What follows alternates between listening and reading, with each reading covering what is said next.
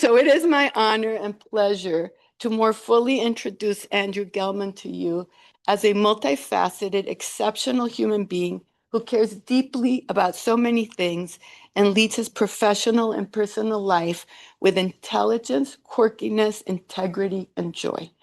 Please join me in welcoming Andrew.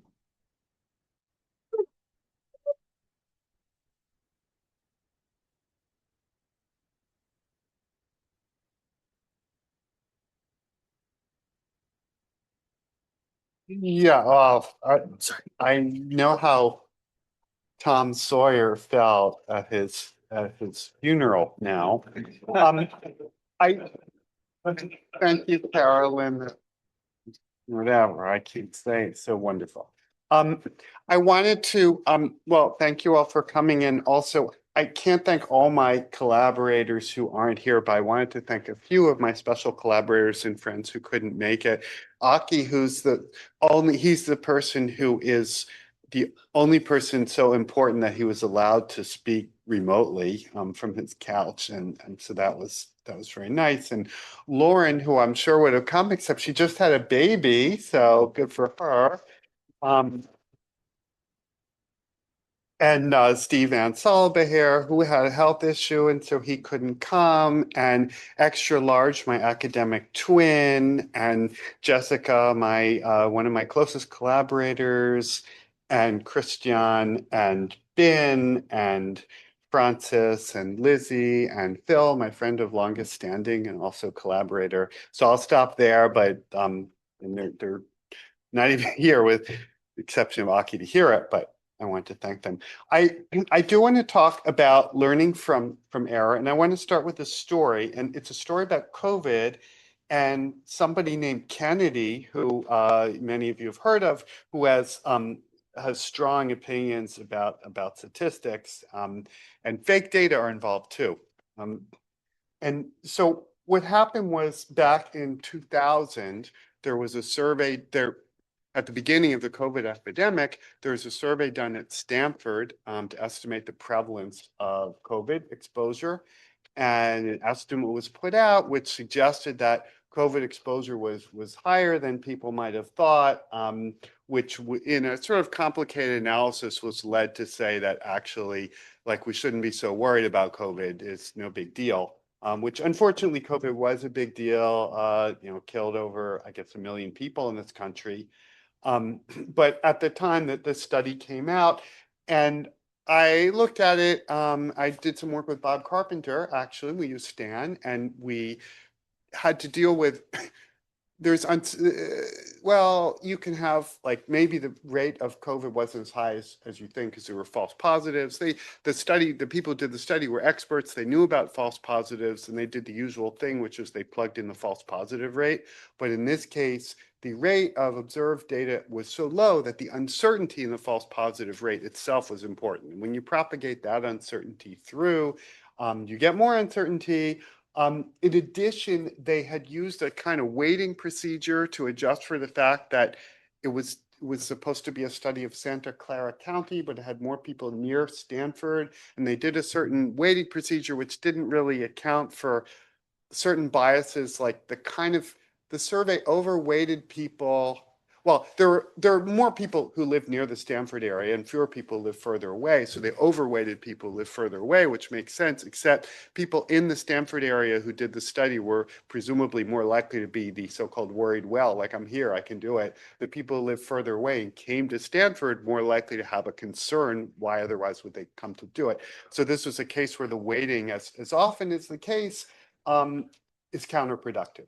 We have similar things with survey weighting with likely voters, because you want to count likely voters more, except the very fact that people are in this survey implies that they're big survey participants and interested in politics. So instead, I proposed a method using MRP to do that. And we published this paper, got a lot of attention. Um, then my colleague, John Carlin, Mr. BDA, did a similar survey in Melbourne, Australia. It was very similar. It happened to be roughly the same sample size, roughly the same proportion with COVID, so forth. And then they followed the recommendation. But unlike the Stanford people, they came in from scratch, so they did our MRP.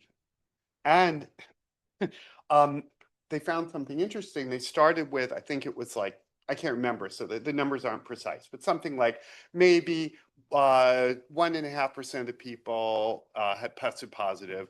After you adjust for false positive rate, it goes to like 1.2%. Then when you post stratify by sex and age, it goes down to like 1%. You post stratify by, I think, some social class measure, it goes down a little more. Post stratify by postcode, and it goes down even more. It keeps going down more and more. So like, that doesn't seem right. Oh, it could be. That's the whole point of post stratifying, of adjusting that things adjust, they move, right? But there's something, it didn't seem right.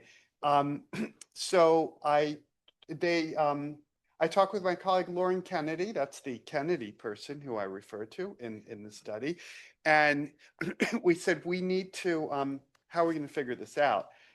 This happens a lot in statistics. You have this result, it's like you don't know what to do. So we kind of, the short term was, we said to John, yeah, we're not sure what's going on. This doesn't seem right. We know Bayesian analysis can be wrong. We recently wrote a paper actually based on this study called When Bayes Goes Bad. And so we said, yeah, we don't trust it. So they published the paper without the post stratification, which I think was the right thing to do. We spent a like slow motion 3-year or 4-year project figuring out what went wrong. And a lot of it was the meta question, how do you figure out what went wrong? Like you can't just stare, it's not even a bug. You know, like if you have a bug in your code, you don't stare at your code, right? You make tests and so forth. But there's even more so, like what's exactly wrong? So we thought of a few things. We did some prior predictive checking, simulating from the model. We post-stratified the survey on itself, which is kind of a cool idea, which seems kind of goofy because you're not doing any adjustment, but you're doing the smoothing. And when we post-stratified the survey on itself, it was still doing the drift, so we knew something was going wrong. I won't go through all the details. We finally came up with an understanding of how it went on, and it had to do with the nonlinearity of the logistic function and the prior distribution and the um, the uncertainty in the false positive rate. And actually, we wrote, as I said, wrote a paper about it. I could talk for an hour about that. It was kind of fascinating. The short answer is, well, we don't believe the generative model, because if the data came from the generative model, Bayesian inference would be fine. But that's not enough of an answer, because we often don't believe the generative model to get reasonable results. But in fact, I don't think our results for the Stanford study were unreasonable. But there is kind of some interesting issues having to do with the dimensionality of the problem. I'm using this just as an example of the challenges. So this was an error, right? I made a mistake. Bob and I published a paper recommending a method, and the very first time that was done by my friend and colleague, the method crashed and burned, right? So a failure it was an error. How do we learn from it? Learning from error is hard. And what I would like to do, the question of this talk is, can we make a workflow from learning from error? So this is just thoughts toward that, but let's accept that. And the starting point was that my dad always said that the way you learn, you learn most from your mistakes. And he can't be here. He's no longer alive. He was born in 1923. But I'd like to think he would enjoy this talk. And I don't think he had a workflow from learning from mistakes, but he just remarked that like that's when he found he learned the most. Um, so the first thing to think about is that mistakes and errors are often time bound. I'll give you first, I'm gonna give you a couple examples of famous mistakes made by other people, but then I will talk about a lot of mistakes that I've made, because that's going to be more interesting. Arthur Conan Doyle, inventor of Sherlock Holmes, famously was fooled by fake double exposure photos of fairies in the garden. There are no fairies in the garden. It was, and you know, even at the time, like people kind of could tell it was fake. And he had psychological reasons to believe this, blah, blah, blah, blah, blah. Nonetheless, like he was fooled. There was Alan Turing in 1950. I have a quote from him. This is Alan Turing speaking. I assume that the reader is familiar with the idea of extrasensory perception and the meaning of the 4 items of it, viz. Telepathy, clairvoyance, precognition, and psychokinesis. These disturbing phenomena seem to deny all our usual scientific ideas, how we should like to discredit them. Unfortunately, the statistical evidence, at least for telepathy, is overwhelming. Now, I don't fault Alan Turing for believing in ESP. This was, remember, not long after quantum mechanics had been developed, action at a distance. I mean, there's radio waves, there's all sorts of things. So I don't, that's fine. But he was the world's expert, arguably the expert, the most expert in the entire history of the world on assessment of evidence. And he didn't say, I believed in ESP. He said that the statistical evidence is overwhelming. And that was a mistake he made. Um, Now, there's another one from the great psychologist, cognitive psychologist Daniel Kahneman, who wrote about certain experiments that did not replicate. Quote, you have no choice but to accept that the major conclusions of these studies are true. And as the great Bayesian E.J. Wagenmacher wrote, you actually do have a choice. Um, Now, I put this up in the blog, and people are like, oh, you are such a pygmy, criticizing Kahneman. And I want to say, truly, I honestly believe, and it's not a controversial opinion, that everything I've done in my life, plus everything I do beyond this, is going to be less than anything than what Kahneman and let alone Turing did as contributions. They are greater scientists than I am. But that's what's interesting, right? If some asshole makes a mistake, it's no big deal. But when you have someone who's brilliant researcher, experts on the assessment of evidence, or Kahneman was an expert on on cognitive illusions, being subject to a cognitive illusion, that's interesting, right? Like mistakes are real. Now, the one thing we have to be careful of is the distinction between prospective and retrospective errors, right? It's not we can't. There's a lot of retrospective errors. We don't criticize people for making a bad call, and then something happened, right? We criticize them for making mistakes that they should have recognized at the time, even if they didn't. Which I do think is true for Turing and Kahneman, that they could have. They somehow didn't have their thinking caps on at the time, as we say. Um, but the first step of learning from error is to recognize that you made the error, right? And I think that's fine, but we're not always in a culture that does that. And one thing that's funny, there's a phrase high risk, high reward research. It's like we're going to do high risk, high reward research, but it always is taken to mean like low risk, high reward, right? Or like, I'm a real risk taker. That's why I can offer you such a great guaranteed rate of return. So I think that like risk taking is thought to be such a wonderful thing, and then it's like risk taking is great and risk takers win. Well, the whole idea of risk taking is that you might lose, right? Um, Now, I want you to think, though, it doesn't have to be that way, and it isn't always that way. So I want you to consider hypothetical medical researcher. I'm sure there are many who have been like this, who very dedicated, very serious researcher, spent an entire career pursuing a blind alley, like a great idea that didn't work, like various cancer treatment ideas. I don't mean like shotgun approach, try a million drugs, but like this really, here we have a way of getting in the cell and doing this, and all these things. They spend their entire career. It turns out it doesn't work, or something else supersedes it, or like maybe they did their whole career on Bayesian methods and it got superseded by LLMs, whatever it is. The point is, I would not think that this hypothetical researcher wasted his or her career, and I don't think they would either. They would say this was a blind alley. It was the alley that needed to be pursued. Somebody needed to do it. And I spent, this person maybe spent their career trying something that could have worked and didn't, and that's fine, right?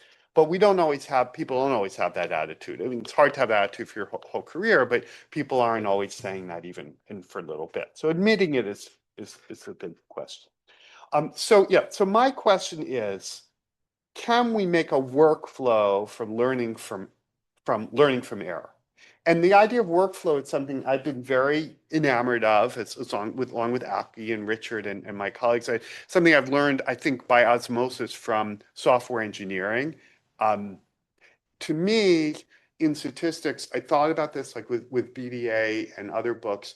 there's a big gap between, so there's the, I was, oh, there's theory and there's like methods, right? So my big thing as a researcher is I haven't done a hell of a lot of theory, I've done a lot of methods, and I feel like methods deserve respect. BDA is some theory, but it's mostly methods. Then there's examples. Maybe there's case studies. Case studies a little more than an example, right? Because a case study is an example that's structured, that's kind of modular in a way that you could kind of try to imitate. But in between the case study and the method is what I would call workflow, which is more codified than, it's like more codified than the example, but it's not quite a method. Like it would like to be a method when it grows up, right? So I feel where we are with learning from error is, well, we don't have a theory for it. We do have some methods. We have some techniques like posterior predictive checking and prior predictive checking. We have concepts like the idea that exploratory data analysis and confirmatory data analysis are not opposites. They're the same thing, because exploratory data analysis is finding patterns in the data that surprise you. And to say something is a surprise implies you had previous expectation. So that's a theoretical idea that leads to a method. And the method is to think harder about what your expectation is. So before you hit carriage return on your R screen to see the output of your regression, try to say, what would that be? So that's what I do when I teach. I'm doing the thing, it's in there, and I say, I'm about to type return, but now I want you in pairs to write down what you think the graph is going to look like. And then we go around the room and check, are you really doing it? Make sure, so forth. Right? So in some way, that's a method. So we have these little methods like that, but I don't think we have a great workflow from learning from error. And I'm not going to give it to you in the next 20 minutes either. But that's my goal. And I do think one thing I learned from my colleague, the late Dave Krantz, is to think in terms of goals. So I taught decision analysis way back when, because actually when I taught at the University of California, they asked me to teach a class, and they had an undergraduate class in Bayesian statistics that the great David Blackwell used to teach. And he would teach a bunch of math that like it's like what they call it. I can't remember the term is used, but it's like deep math, but it doesn't require a lot of preparation. So like perfect for like a math major or a stat major. Like it doesn't use lots of heavy machinery, but very conceptual.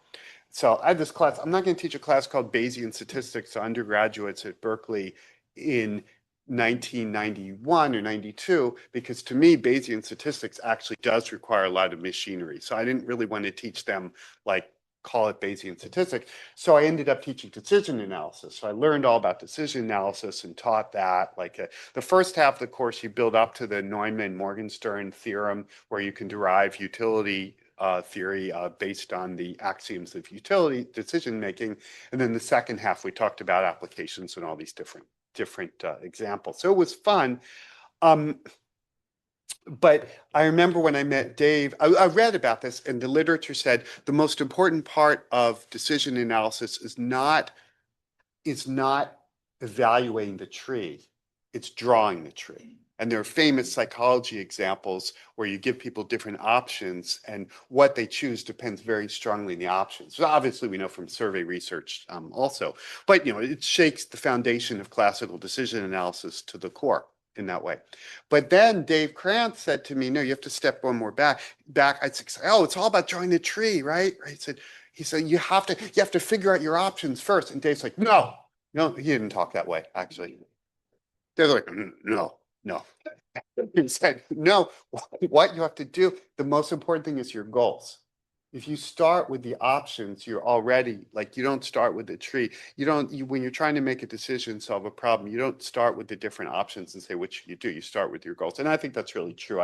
I've taken that to heart. So my goal is to make a workflow from learning from scratch. And this was like an excuse, like this conference. Like, what am I going to talk about? Am I going to do a victory lap? No, I do that every day on the blog. I'm not going to keep doing that. So I had to talk about my mistakes and everything I've done wrong. So then when I started listing them, I thought, well, what's the goal here beyond there's a kind of immediate goal of always to emphasize my mistakes so people so people can, I don't know, it's appropriate, right? To not act like you're so great. So there's this is there's kind of this kind of meta, we're at the meta research stage. So we have a goal of having a meta theory or methods or a workflow for learning from error. Um, how do we do meta research? Well, we start with our goal, then we gather data unsystematically. We use a lot of introspection. So in the sense, like when we were writing Bayesian data analysis, it's like that. We had a kind of meta research, which was how could we frame Bayesian inference in a way that was better than what had been done before, which was as a set of like math problems and philosophical arguments.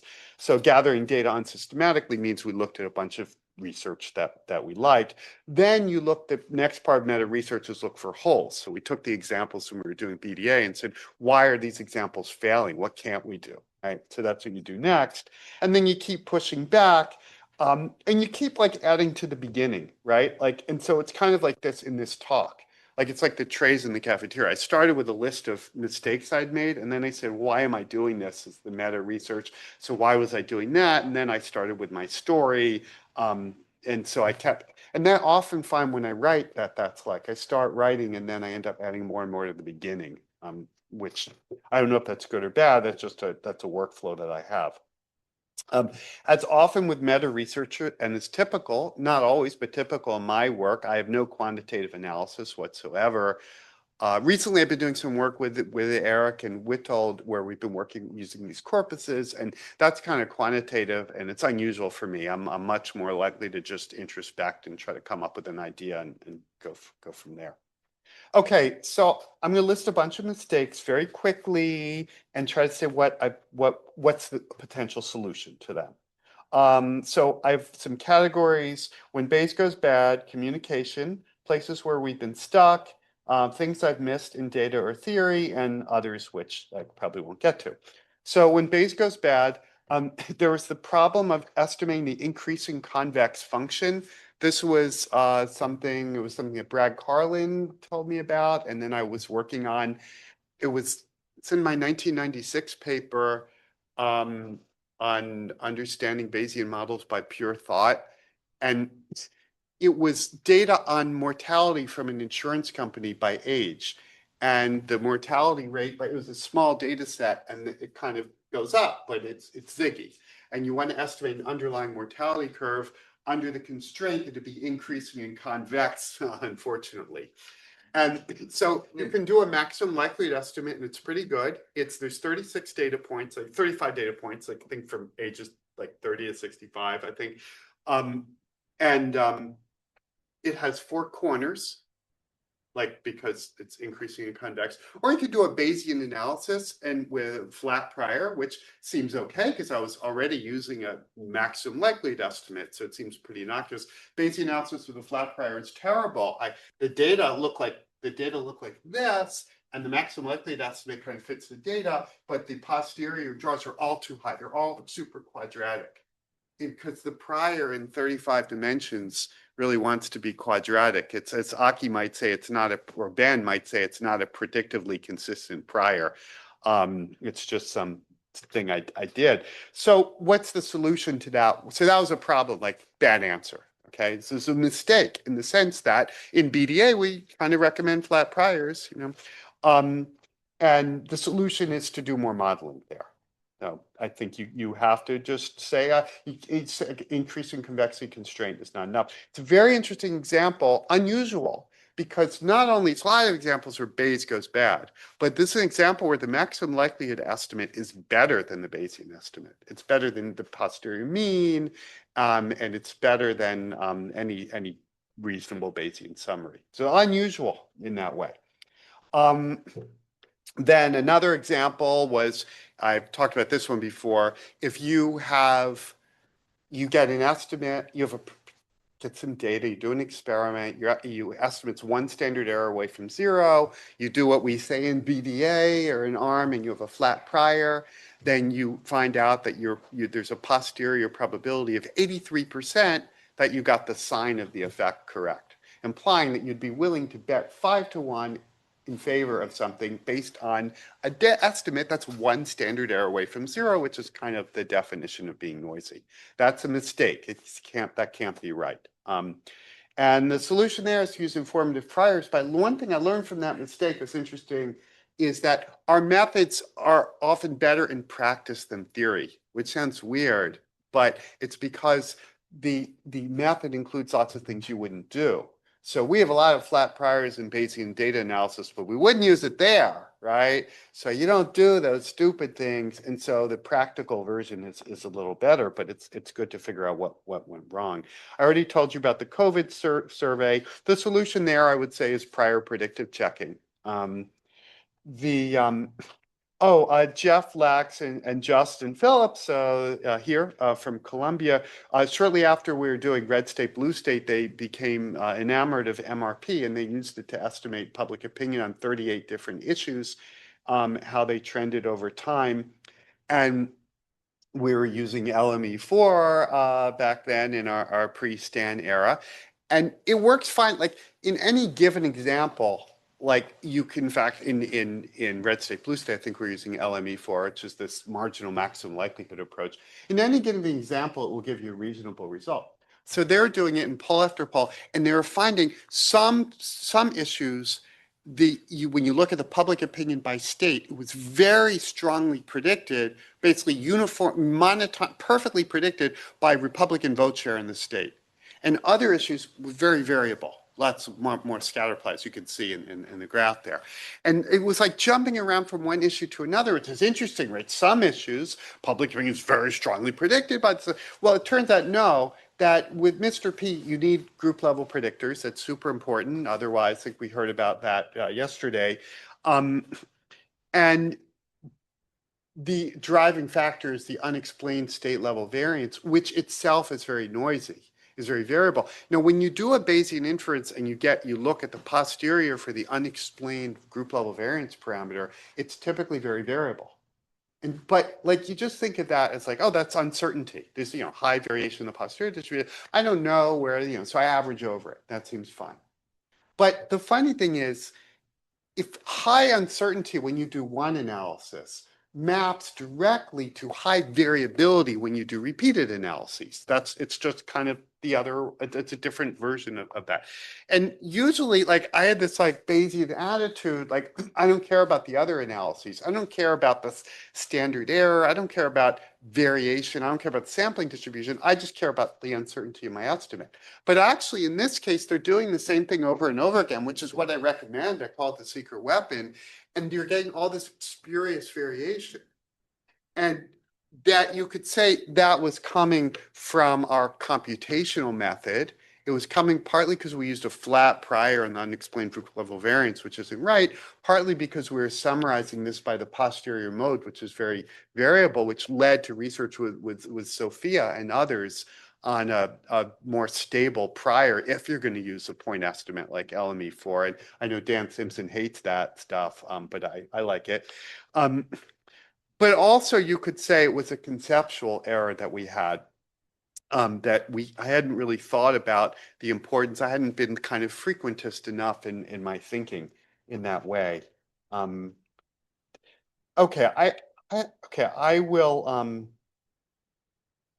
okay, a couple other stories of failures, communication failures. So Tom Bellin, I think it was, talked about the story of when we had our method for monitoring the convergence using parallel chains, and it was attacked, and it became a big thing. And I didn't handle that well. I think I handled it professionally fine, personally fine. I don't think I did anything immoral, but I didn't handle it well in the sense that I had kind of a very good argument, which was not like unleashed, or it didn't, the discussion didn't go as well as it could have.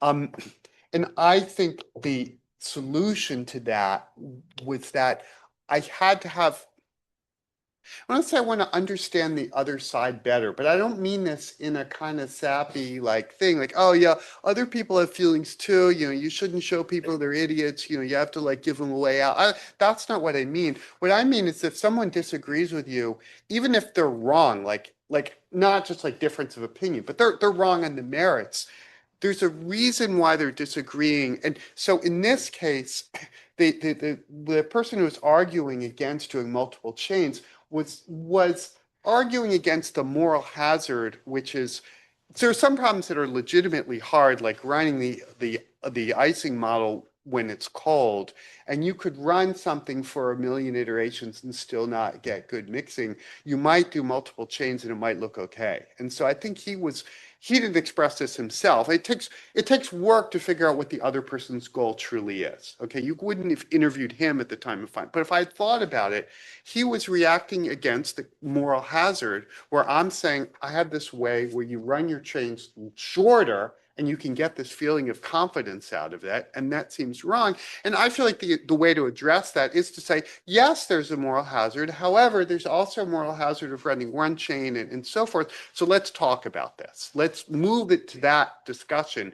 And I didn't do that. And I feel, often that's the case that when we have communication problems, and it's very obvious when you have a communication problem, it's always your fault. It's like as a parent, anything that happens is your fault. Because if it's the kid's fault, it's your fault for like being a bad parent, right? And if you're teaching and the kids don't and students don't understand well, it's your fault because you didn't teach it well, you didn't motivate them well, you didn't scare them enough, whatever it is, right? So if there's a communications problem, it's always your fault because you're trying to communicate and you failed. Now, so that this I think this just comes up a lot another example is the definition of p-value. So in my PhD thesis work, we're doing medical imaging, and we're estimating an image which is like a grid of pixels. You can frame it as a 20,000 dimensional vector. And we had data, and the data were called line integrals. They're counts on detectors, but let's say you can think of them as a 10,000 dimensional vector of data. So you have 10,000 data points and 20,000 parameters. That sounds easy, maybe too easy. But there's a positivity constraint. We already talked about positivity. I was already interested in positivity constraints for that reason. So it turns out you don't have 20,000 degrees of freedom somehow, because when you actually fit the best image to your data, you get a lot of zeros because the optimal fit would have negative pixels, which can't be. And then you might want to do some regularization. So I wanted to say my model wasn't fitting the data. And I computed the chi-squared statistic, but I need to know how many degrees of freedom to use. So it's the number of data points minus the number of parameters, but the number of parameters isn't 20,000. You need the effective number of parameters. So I looked in the literature and tried to figure this out and doing all this. And then I thought, well, okay, if I knew the true image, the true parameter vector, I could figure out the distribution of this chi-squared test statistic. And then I don't know it, but I have a posterior distribution. So I could figure out the p-value, which is what I wanted at the time, God forgive me. But the p-value depends on the unknown parameter. It's like, well, I don't know what to do, but like the p-value, I could compute the average p-value over the unknown parameter. But then I realized that I could do that without doing nested loops. Like I could just do it all at once by just computing the marginal p-value, the posterior predictive p-value. So that's where that came from, was this example. And I wrote about this p-values for years, and then people are writing stuff like, your p-value is not calibrated because under the null hypothesis it doesn't have a uniform distribution. Well, that's right, because it's not supposed to be. It's the p-value is not I said, well, we got a new term, the u-value. The u-value is a function of the data that's uniformly distributed under a null hypothesis. The p-value is the probability of seeing something more extreme than the observed data given the model. So those are two different things. You look at statistics, they always say the p-value is the probability of something more as extreme or more under the model, and it has the property that it's uniformly distributed under the null hypothesis. But when you have a composite null hypothesis and you don't have a pivotal quantity, apologies to non-statisticians in the room, then the p-value, you will not, the distribution of the p-value will not in general be uniform. So if you want a uniform distribution, you could create a u-value. But it's like still, like people argue about that, like, no, it's how can you recalibrate the p-value? I don't want to recalibrate the p-value. It already is calibrated. It's the probability. That's what I wanted to know. And some way I've moved away from this debate because I'm not interested in p-value so much anymore. But I realized I would get so frustrated. For years, I was frustrated that people would say, well, it's not calibrated, it's not a p-value. I say, it is a p-value, that's the definition of a p-value. So I finally realized, like a while ago, after long discussions with people who are as annoying and difficult as I am, Sander Greenland, and that like I was coming at it wrong. That classically, under simple case, there is one p-value which has many properties. This thing has many properties. So I really should have, when I first wrote about posterior predictive p-values, I should have said the concept of p-value can be generalized in various ways. There's this kind of there's the predictive p-value, there's the uniform p-value, like come up with like four definitions. If I had said that back in 1988, or 1989 when I first did that, would have saved so much trouble. I think the field would be in a better shape. Like instead of people talking about calibration, like I think it would have been better. And I don't think that everyone makes this mistake. I think people often are very good at clearly saying what they're doing, and even if it's something I don't like, it's like very clearly defined. Here I had a clear mathematical definition, but the terminology wasn't quite working. Um, oh, I'll give you, I guess I'm kind of running out of time. So let me give you a couple of other examples of things that went wrong. Redistricting. So I wrote a paper with a colleague a few years ago called Enhancing Democracy Through Legislative Redistricting. And it was about how um, redistricting actually we analyzed data from the 1970s and 1980s in state legislatures, and we found that after redistricting, state legislatures tended to have more competitive elections and had less partisan bias, less partisan asymmetry. Now, that was a culmination of a big project where first we had to define bias and responsiveness, figure out how to estimate it, and we improved it. There's another story of a mistake there, which I won't have time to get into today. But this came out, and I remember because I gave a talk on it in Britain. There was a conference in Britain. We were mocked in the House of Commons. Well, it's pretty cool. I agree. Like they're bringing in an American to tell us about drawing the district lines. And at the time, I said the British use like a nonpartisan system. And I said that's better. I don't think that the U.S. should have a partisan system. I never said that. I just said empirically, the partisan system was not as bad as you'd think. We still preferred the bipartisan or nonpartisan system. Um, Nowadays, you might have heard redistricting is a real problem. I mean, it's like, literally one of the many things threatening democracy and the rule of law. Um, and we said that it enhances, well, there's reasons for it. Okay, a lot of reasons. So I'll just a few that I wouldn't have anticipated at the time. Maybe I should have. So first is technology is better. So they just have, you can draw maps that don't look bad, but are super biased. And that wasn't so easy to do back in 1994. Okay. The second thing is that many more states are run by a single party.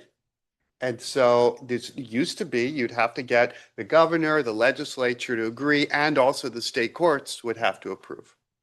Then the third thing is that there's political polarization. It used to be more of an old boys club, and so they would redistrict and help each other out, and it's much more cutthroat now.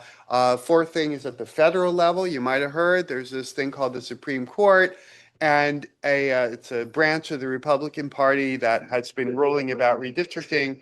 Um, and that's kind of most of it. Oh, and also voting actually is more geographically polarized. And so and I mean, this is true. Like we always say this in political science, like we always say, like, talk about gerrymandering all you want. You always look at the US Senate because the Senate like got gerrymandered once, they're not gerrymandering it over and over again. Like whoever thought of having two Dakotas, that was pretty clever. They got that. They got that one. But I had this thing, I looked this up, 1976, 2000 and 2020, or maybe it was 2024. These are three very close elections. 1976, we wouldn't consider close now, was determined by like 1.5 percentage points or whatever. It's considered very close at the time. The number of states that were states that were within 5 points, where the two parties were within 5 percentage points of each other, it was like something like 20 states in 1976. Then in 2000, it was like 12 states, and then last time it was like 7 states, something like that. So that's not redistricting. That's that's geographic polarization. But geographic polarization happens within states, and it makes it easier to do a gerrymander. Okay, we made a mistake. That may have been, so you could say that was a retrospective mistake, enhancing democracy through legislative redistricting, not a prospective mistake. Because how could we have known? We might have anticipated the technology, but the other stuff, who would have thought that? Like if anything, in 1994, I mean, it was the beginning of polarization. We started the project earlier, and anything as of 1990, we might have thought America was becoming less polarized. So you could like make an argument. You might have thought that. But we did make one important prospective mistake that you can avoid making. And that was that we wrote, and it's very common in social science, we wrote our results not in the past tense, but in the continual present tense. We said redistricting decreases bias and increases responsiveness. It enhances redistricting. I don't remember the exact words. We should have said redistricting decreased bias, it increased responsiveness, it enhanced redistricting. So I've been trying to use the past tense. And when I read other people's articles, now I always just read it in the past tense, and it changes everything. It's like that trick, they say like whatever the sentence is, add "is that what she said" to the end of it, right? So whatever the sentence is, you just say like you change it to the past tense, and it just changes all these results. It makes them a lot less exciting. Like instead of X causes Y, like let's forget it. X is associated with Y. Say X was associated with Y. So let's do that. Let's do that. I also proved a couple false theorems, and I'm not sure what I learned from that. I really don't. Like I can't come up with a generalization. One more error I'm going to mention. I have so many. I couldn't. I guess I'll have to write this up. But once I had a paper with a student. It got an award, actually, not like a major award, but like it was something at a conference. It was chosen for something, and it was a paper on what would happen if the Democrats moved to the left on economic issues. And it was kind of a clever idea. It wasn't like it was a synthetic analysis. It was based on survey question where survey data were from ANES, and National Election Study, where you looked at how people viewed the positions of the two parties and then where they stood. So instead of kind of a usual kind of median voter analysis where you're moving the bell curve back and forth, we're actually taking the distance of voters from the candidates and how voters actually perceive the candidate positions. And I won't go into it, but just to say that a few years later, another student came and he wanted a project. So I said, hey, we did this for one election, do it for a few more. So he started with the first, one, reproduce our results. Yeah, well, it turns out we reverse coded one of the questions. And so we had to run a correction notice. We reverse code one of the questions, so all of the empirical results of this paper can be ignored, safely ignored, as the saying goes. The theoretical results are still interesting. It's still kind of like the paper, but it was all wrong. So what message? Well, that was retro. You can't say prospectively, don't screw up, don't reverse code your thing. That's like a year would say, like, if you're playing disc and you're holding the disc and someone starts yelling chili at you, that's not very helpful. Chili means be chill, don't throw it away. Like I knew that. So similarly, yeah, I knew not to reverse code it. But there is a message, of course, which is routinization, replication, automation, right? If this had been on in a workflow with Markdown or GitHub or whatever they're calling it nowadays. And if we had set it up so it was done for every election, then this wouldn't have happened. And so, there's trade-offs, of course, that we couldn't have finished the first paper as soon, but it would have been better. So let me conclude. Just quickly, oh, yeah, one thing I wanted to talk about very briefly before concluding, which was benefits of being a bad teacher and a bad advisor. Because I think I'm a good researcher and a good writer, but I don't think I'm a good teacher. I don't think I'm a good teacher, and I don't think I'm a good advisor. The benefit of being a bad teacher is that because I'm so bad at just like someone with a disability, a hearing difficulty who might then invent hearing aids, I feel like I have developed some useful teaching ideas, like as in our active statistics book. And I do think because my bad teaching has motivated myself to come up with crutches that have been useful to me and maybe to others. Being a bad advisor, I want to say like the advantage of that, and I get this from all of you, is selection bias, that I'm a bad advisor. And so the people who want to work with me are just the most wonderful independent thinkers. When I I remember when I taught at the University of California, someone came to me and he said, like, like we're working together. And I said, by the way, why did you want to work with me? Because you didn't take my class. He said, oh, because all the other professors told me not to work with you. And so that was Tom Little, who I did MRP with. And so yeah, so I have benefited from the selection bias, teaching hard classes so then I have really good students and being a crappy advisor. So like getting people like the people in this room and my current students who are just the kind of people who like will like need to do extra work because not because I tell them stuff to do, because I don't give them stuff to do and they have to figure it out. Um, my conclusion, I just a bunch of tips about learning from error. Again, the goal is to turn retrospective errors into prospective errors. I just think I like that as a framing rather than just like not make mistakes. Some techniques, we first must recognize and accept our errors. We are all sinners.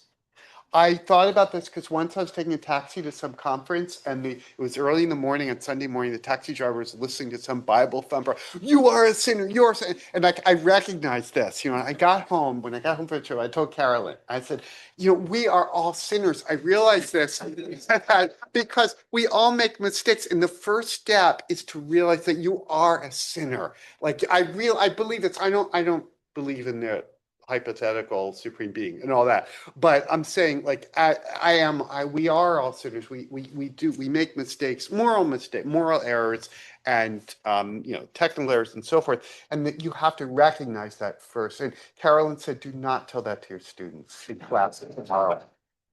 And I did, and they didn't fire me yet. But seriously, that's the first step.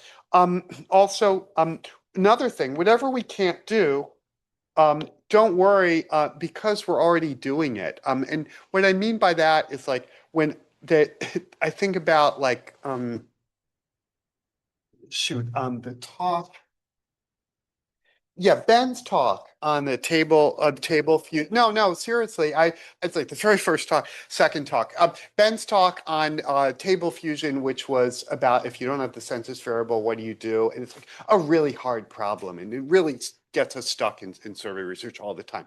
But then one answer is we're already doing it. Like you're doing something, you're implicitly filling in that table one way or the other. So it really takes a burden off of you when you realize that whatever you can't do, you're already doing. Oh, Stan, we can't fit discrete data models. Well, discrete parameter models, we can. We just do something stupid with it. Like maybe we plug something in or we pipe something through. We're still doing it. I mean, they can't draw from the posterior distribution of a deep network model because it had so many modes, but it doesn't mean they can't do multiple starting points and so forth. There also, to rather the difficulty, there's a tension between incremental improvement and refactoring to keep being influenced by my programming colleagues. Normal science versus scientific revolution, fractal nature of scientific revolutions. So when are we trying to take what we're doing and make it better? And when are we refactoring and throwing out our model? And sometimes you have to do one, sometimes the other. That's one of the challenges when you make an error. Where do you go next? The concept, only four more of these. The concept of the domain of applicability of a method. So the idea that you map the phase diagram. So you can say this as a rhetorical point. Instead of saying my method is better, my method dominates, you say my method's better in this part of phase space, their method's better in that part. Oh, and this is an uninteresting part of phase space, a bad neighborhood. You don't want to go, of course you're going to imply that. But like, I think I always say rhetorically, it's much more convincing to say, here's where my method fails. But it's not just rhetorical, right? Like once you accept that there's a domain of applicability, you try to find where that boundary is, right? Which is interestingly enough related to the Bayesian prior, right? The prior represents the distribution of all possible problems you might work on. So ideally, your prior should cover the domain of applicability. Engaging the hive mind. Well, that's obvious. We should solicit criticism. It's challenging. Like, how do you learn from criticism but deal with trolls? It's not always easy. Um, and remember, but still, we have to do that. And also collaboration. Collaboration is not the same as engaging the hive mind. That's much more direct. So I've learned so much from collaboration. Obviously, like as I said in the abstract of my talk, I couldn't have made all these mistakes on my own. Um, you really need other people, but I wouldn't have learned, right? Because we learn from our mistakes. So, thank God that there are people there to help me make mistakes, so that we can do that. Multiplicity, multiple chains, replicate examples, replicating your studies, fitting multiple models to data, running multiple software, working with multiple scientific fields. Even our multiple chains idea came because I read something from a physics paper from 1956. They monitored the convergence using multiple chains. Although they didn't use the between within variance as they used a kind of external criteria. They looked at the between variance and said it should be lower than a certain amount. But then as a statistician, I could say, let's do between within. But learning from other fields, even in that example. Um, Pre-registration. Now, I don't do it because like I'm afraid I'm going to cheat. It's more just understanding your expectations. So like what am I write down what I think I'm going to see. Because I can't learn from error until I make error. So one advantage of writing down what you expect is it magnifies, you'll make more errors that way. And that's good, right? You should do that. Modularity and unit testing, obviously, we should be doing more of. That's obvious, except we don't do it. And I too, like in statistics, I'm not thinking of unit testing in terms of programming, but in statistics, I don't do enough of it. I'm always trying to, swallow the whole sandwich at once and then spitting it out and then eating it. Well, not that that's an analogy, but yes, whatever. Um, Let me say three more things. Um, Understand the larger goals that we talked about. When in doubt, jump in. So, like, do more experimentation, do more modeling. So, just actually, it's amazing. Like spillovers, we're always like, oh, spillover. Here's a reason why you shouldn't have to worry about spillover in this experiment. Oh, let's bound this. Nowadays, everyone's modeling the spillovers. It turns out it's not that hard if you have a strong prior to regularize. It's an ill-posed inverse problem. So if you don't have regularization, you're sunk.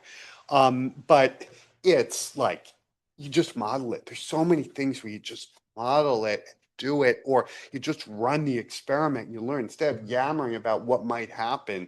And I've learned a lot, like from Bob Carpenter. He's always like, we have a discussion, we're scrolling on the board, and then he does an experiment on the computer. And so I've been trying to be more like Bob in that way.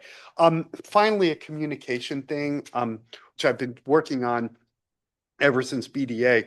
When we wrote BDA, I didn't want to get into philosophical arguments because I associated Bayesian statistics with like Jim Berger's book, which is all philosophical arguments. And it's like, who needs that? That's already been done. I don't need to do that. And so we tried in BDA to make no mistakes or to not do things wrong, but we spent very little time saying like what not to do because we didn't want to be like that.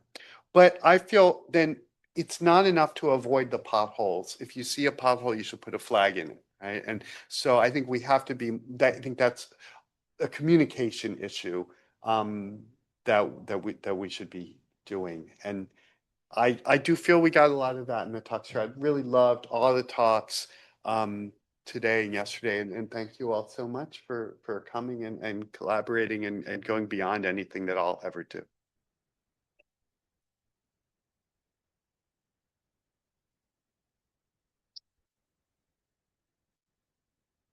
Oh, thank you.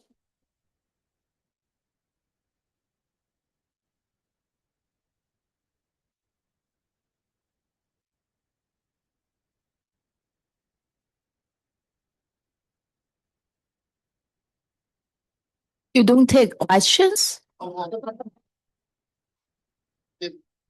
They were getting up was kind of freaking me out. Yeah. Too. See you later, Monster. So yeah, if anyone has a question or comment,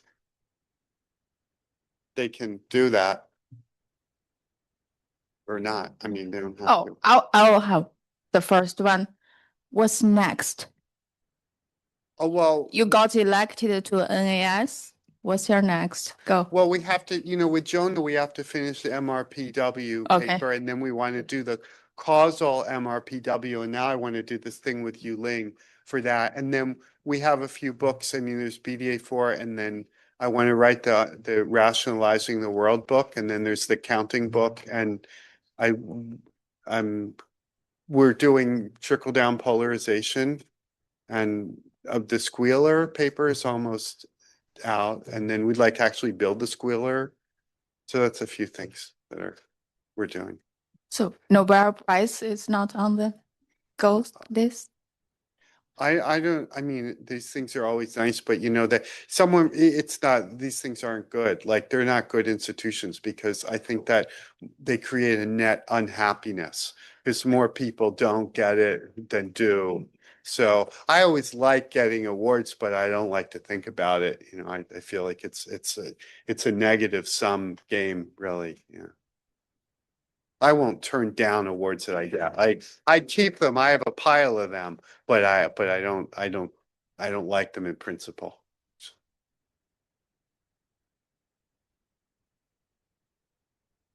A trivial question. Yes. You love graphs so much Yeah. and don't use slides. But I did use graphs in my talk. I Oh. I was with you for the no slide era.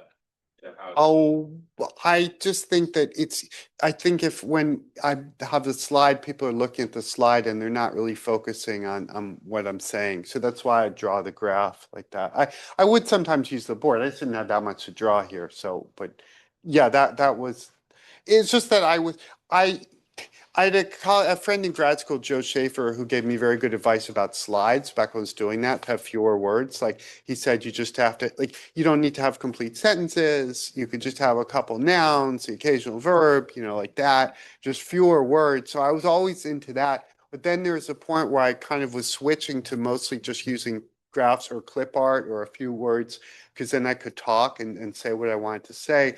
And then I was once giving a short course, I think somewhere, and I spent like I was on the first slide, which was like just the intro, and I talked for 40 minutes and I never got past, it was like slide 0, it's just like my name, like that. And so then I thought, well, then I don't need the slide anymore. So that was why. I think it's better not to use them, but sometimes I do use slides because sometimes maybe the audience expects it, and it depends. I spoke at a computer science conference. They didn't really know me, and I think it was a graphics conference.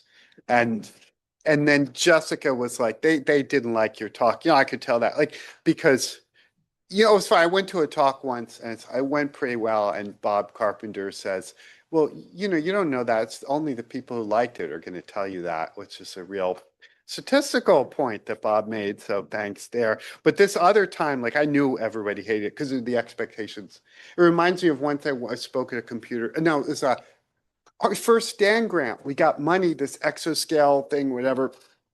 Petascale computing was from the Department of Energy, and they had this applied math conference, and they had the people who got the awards to give talks. And I spoke at this conference, and at one point I was talking about what we're doing, and I said, well, I don't know anything about blah blah blah, but this is like, and then someone raised their hand and says, well, if you don't know anything about this, why are you saying that? And I'm like, well, I'm just trying to be polite. Of course I know something about it. Like, I wouldn't say I don't know anything about it if I did, but so the audience is important. So I have often used slides for audiences who like might feel like they're paying me, and they would feel they'd be ripped off if they can get a slide, whatever. But I think this was better without slides.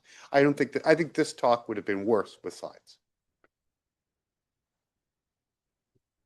Your sister gave such a lovely tribute to you, and I was just wondering if there was something, a memory from your childhood or something that you drew inspiration from, or a moment that... I'll save that for her. She said in psychology, they don't do a party for her 60th or 70th birthday. I have to wait till she retires. So you'll get some stories about her then. No, I was very lucky. I've had, you know that saying you playing life, you know, they say like if you're a white guy, you're playing life on an easy setting. But like I've really had like the easiest life of anybody I know. Like you know, we were upper middle class, we were comfortable but not rich, you know, like so money mattered, but you know, was able to go to college and didn't have to work in the cafeteria like Susan did actually on college. And then I was able to, you know, had excellent public and private education systems, wonderful teachers and colleagues, and have had almost perfect health all my life. And so, I mean, yeah, it is very supportive family environment. You know, that was good. You know, wonderful children. But like I have, yeah, I mean, it was not like I didn't feel pressure as a kid, or you know, my siblings were nice to me when they weren't whacking me. And so, you know, but like that they weren't mean to me other than that. So yeah. So,